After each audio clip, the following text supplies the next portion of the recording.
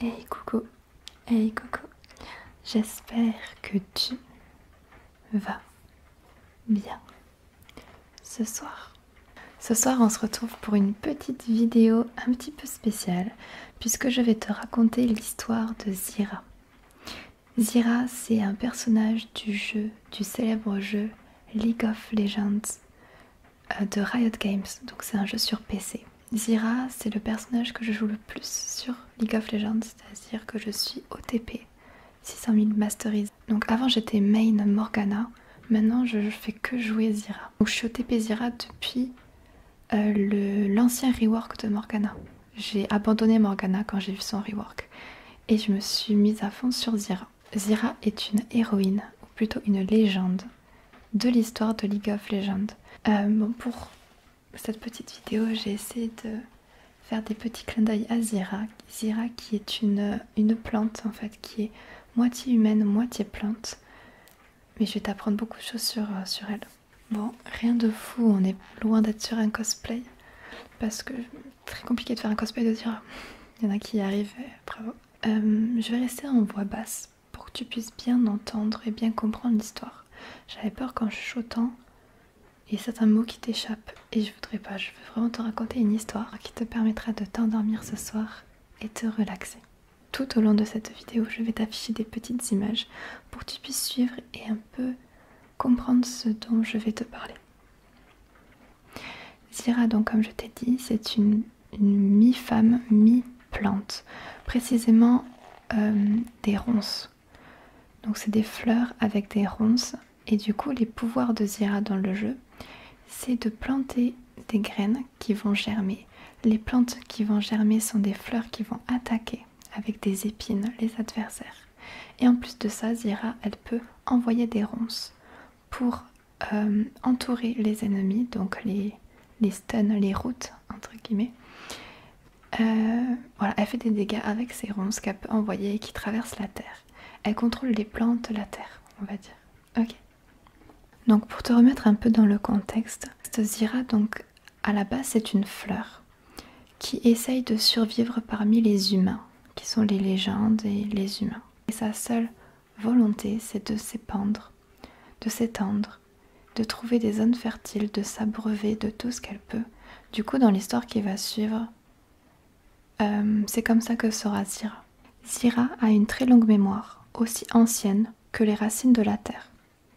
Son espèce était encore jeune quand les guerres runiques éclatèrent, quand les armées mortelles se combattirent pour les clés de la création. Cachée dans les jungles au sud de Kumungu, entre les grands fleuves qui divisent la Shurima orientale, se trouvaient les célèbres jardins de Zir. Zyra, Zir. Les magies élémentaires avaient transformé le sol de manière étrange et imprévisible, donnant naissance à de féroces plantes magnifiques, mais carnivores, qui dévoraient toute créature à leur portée. Elles se répandaient et avalaient, indifférentes aux querelles des mortels, ne cherchant qu'à faire prospérer leurs racines dans la forêt et les marais. D'une certaine façon, elles étaient toutes des Zyra, et la nourriture ne manquait pas, même au milieu de la guerre. Une petite section de soldats qui avaient depuis longtemps perdu toute allégeance avançait sur ces terres à la recherche d'on ne sait quel objectif. Une ambitieuse sorcière les menait, mais ils étaient loin de chez eux et mal préparés, aux parfums et aux spores maudits qui empestaient l'endroit. Les habitants des jardins se lancèrent à l'assaut, perçant les armures et la chair avec une aisance sadique. Les guerriers combattirent vaillamment, mais il leur était impossible de résister longtemps. Ils supplièrent la sorcière de les sauver. Rassemblant tous ses pouvoirs, elle prépara une puissante offensive. L'air brûla de symboles runiques, enveloppant d'une lumière irréelle la végétation épineuse qui approchait. À cet instant, une étincelle incontrôlée mit le feu au gaz des marais. L'explosion magique qui en résulta oblitéra toute vie à des lieux à la ronde. Parmi les survivants des guerres runiques, personne ne sut jamais ce qu'il était devenu des jardins de Zyr. Des siècles passèrent, la terre où la bataille avait eu lieu semblait morte. Mais dans les profondeurs, quelque chose vivait encore, Les énergies déchaînées s'y étaient ramassées, nourries par les retombées arcaniques. Une graine germa, palpitant d'énergie surnaturelle. Une créature s'en dégagea à coups de griffes, haletant et perdue. Elle découvrit un monde ravagé, changé, vibrant d'une vitalité et d'idées nouvelles. Son esprit était en kaléidoscope de souvenirs contradictoires, hérités de la terre, qui s'en était déversés dans sa conscience. Elle se souvenait de la chaleur du soleil, du goût de la pluie, des mots capables de déclencher d'étranges pouvoirs, de la souffrance de centaines de morts. Elle prit le nom de Zira, sans trop savoir pourquoi. C'est en s'aventurant hors des terres sauvages où était née que Zira comprit qu'elle était différente des autres créatures. Les mortels étaient des êtres déplaisants et affolés, et les entités plus éthérées avaient tendance au caprice ou à l'arrogance. Aucun d'entre eux ne semblait respecter les royaumes qu'ils habitaient, profanant tout par leur seule présence. Cela remplissait Zira de rage et de mépris. De nouvelles vies naissaient sous ses pas, des plantes voraces qui changeaient et évoluaient sous son regard, déployant des épines vénéneuses ou des bourgeons nouveaux à une vitesse alarmante.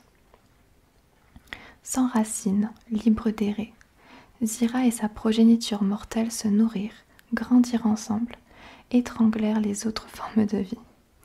Elle détruisit des terres arables, envahit les communautés entières, écrasa les guerriers assez braves ou stupides pour l'affronter, laissant toujours dans son sillage un chemin d'horreur botanique.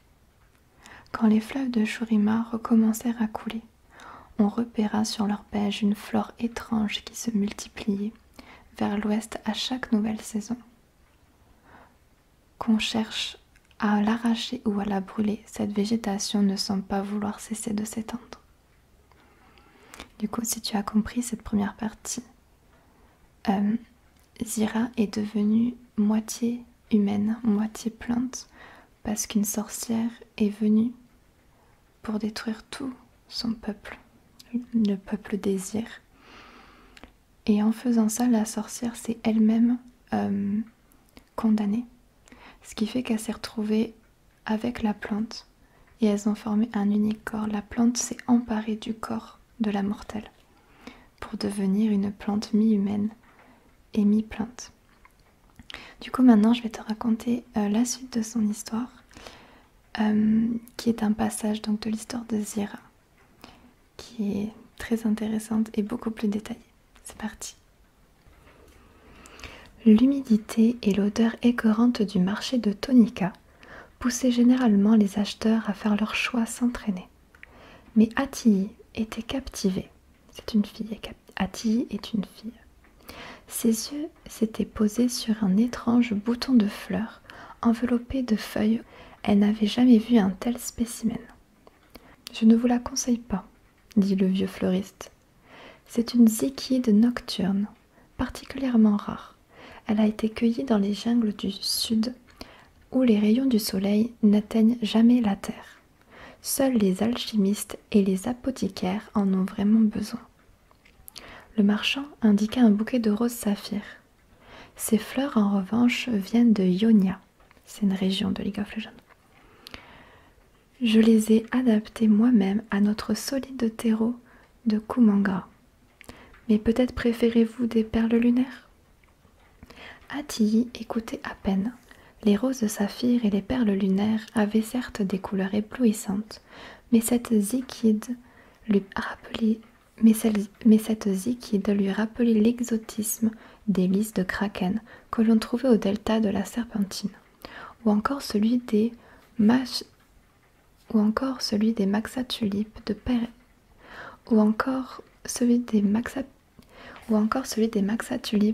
Pareta. Les fleurs rares étaient justement ce qui leur plaisait à Casworth et à elle. Je vais prendre la zikide. Le fleuriste, bien que perplexe, accepta le paiement sans broncher. Il plaça avec dextérité le bourgeon dans un nid de soie humide et déposa le petit paquet dans les mains d'Attihi. Cette dernière remarqua les radicelles qui se cramponnaient à une petite chose solide et blanche. « Qu'est-ce que c'est ?»« Les iquides s'accrochent au corps étranger, » répondit le vieil homme. « Celle-là s'est greffée à un bout d'os. » Casworth était penché sur son bureau ancien, prenant des notes dans la marge de son registre à la lueur d'une bougie. Il ne releva le nez de son livre que lorsque Attilie posa un pot en céramique devant lui. L'étrange zichide. C'est une zichide ou une zichide? L'étrange zichide, ou zichide, je ne sais même pas comment ça se dit, zichide. L'étrange zichide, à moitié enfoui dans une motte de terre imbibée d'eau, semblait déjà épanoui. Son rouge et son vert étaient éclatants de vie.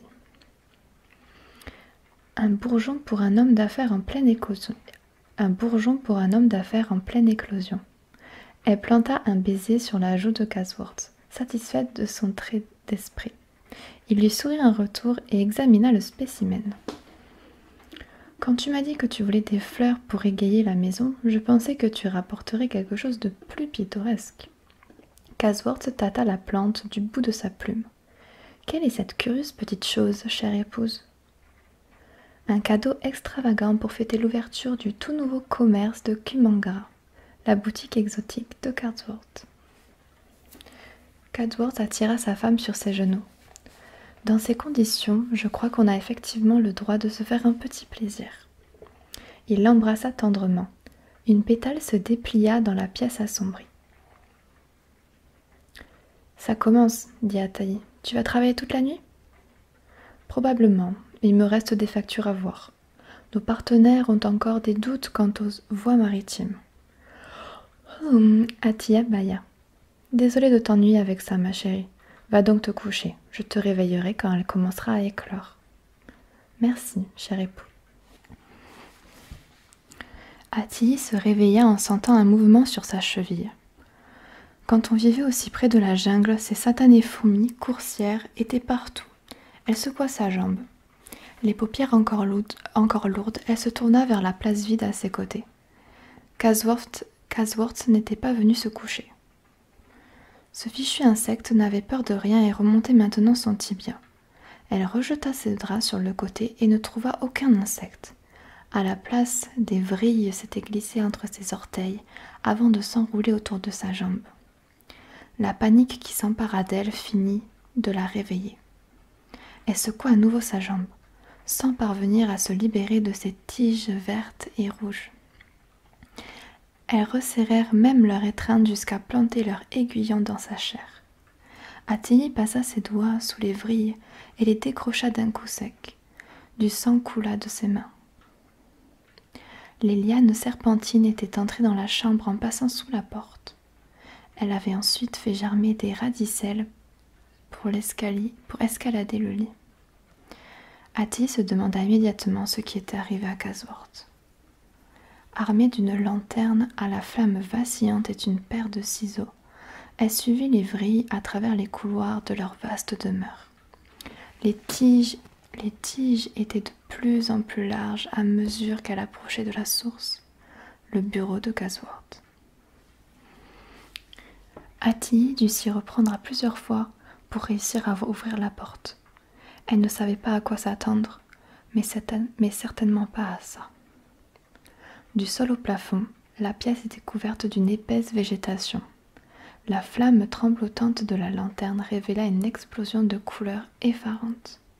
Des bulles exotiques pendaient au mur, leurs feuilles animées d'un mouvement rappelant celui d'une respiration.